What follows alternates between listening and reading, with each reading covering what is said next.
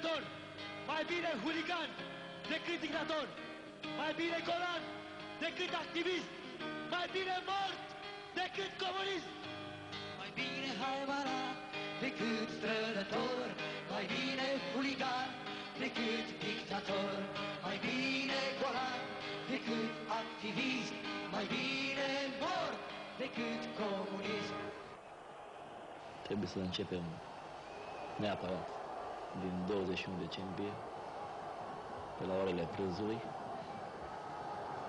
când acea piață a început să trăiască într-un fel atât de neașteptat pentru noi toți. Cred că pentru toată lumea piața Universității de atunci, din decembrie, a fost ceva atât de nou, de neprevăzut, de fascinant și de tulburător, încât, în mod sigur, ei nu vor uita acea zi. Din acel moment, deja s-a creat un fel de spațiu special în acea zi. Bun, ajutați pe cine trebuie. Trebuie format acum. Dom'le, format comitetul. Comitetul să existe. Bine, acum trebuie format. Să lăsăm pe Ilescu deocamdată.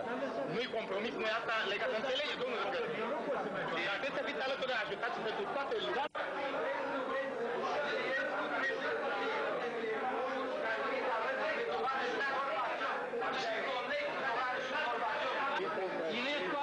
Că vine în la ora 5 la televiziune. La ora 5 a sunt. I-a spus că la ora 5 este aici.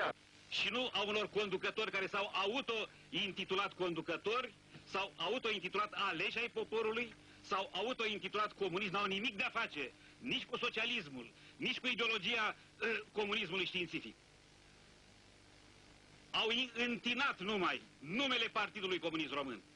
Au întinat numai memoria celor care și-au dat viața pentru cauza socialismului în această țară.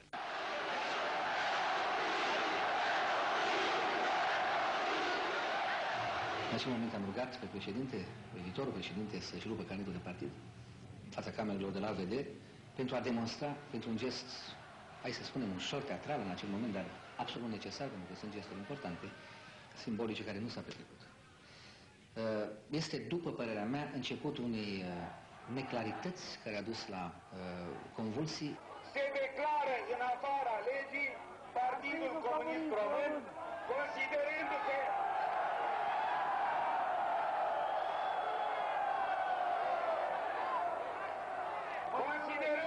că acest partid se situează împotriva spiritului național și a legii strămoșești. Biroul executiv al Frontului Salvării Naționale.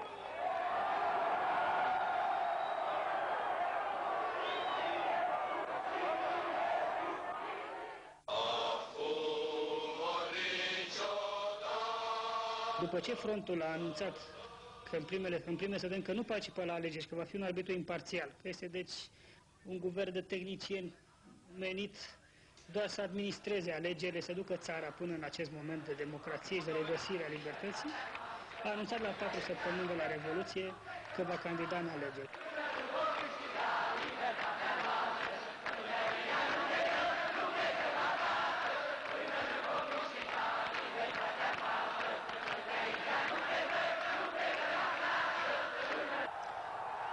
Au urmat evenimentele din 28-29 ianuarie, care au fost mai mult decât un duș rece pentru întreaga populație a capitalei, care cunoștea mult mai bine situația. Am câștigat alegerile în 46, care au fost măsluite și luate de Partidul Comunist. Jos comuniștii, nu mai vrem comunism! Demisia! Demisia! Demisia! Demisia! În legătură cu această demonstrație, câteva precizări vor fi făcute, așa după cum am fost informați, de domnul locotenent colonel Călin Mateescu, prezent în studioul nostru. Stimați telespectatori, doamnelor și domnilor, și astăzi, în capitală, s-au produs mitinguri neautorizate. Ne exprimăm nedumerirea la aceste forme de manifestare cu blocări ale traficului rutier. Și televiziunea, fiind aservită puterii, nu putea prezenta acest eveniment în amploarea sa.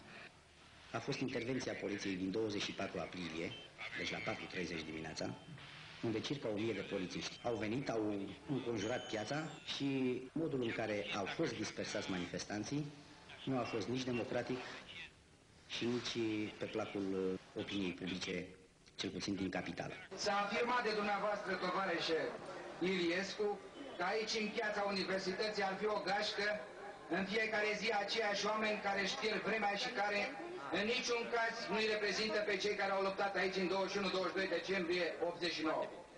Aș vrea să știți, tovarășe Iliescu, că pe 21 decembrie 1989, fiul meu a fost omorât aici la ora 17:30, iar am datoria morală de a continua ceea ce el a plătit atât de scump.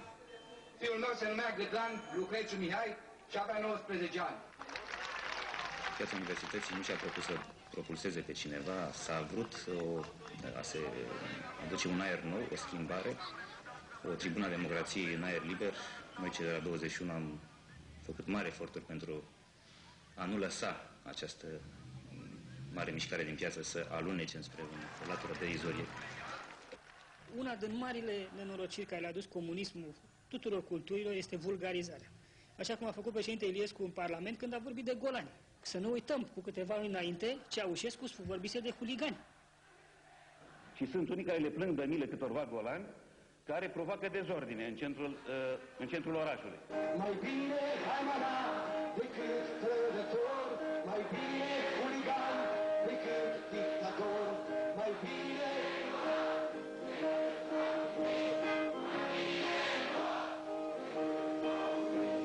Manifestația de 53 de zile din piața Universității din București a constituit pentru noi, cei care am lansat proclamația de la Timișoara, cel mai impresionant semn de solidaritate, întrucât această manifestație avea ca obiectiv susținerea în public, în stradă, a acestei proclamații.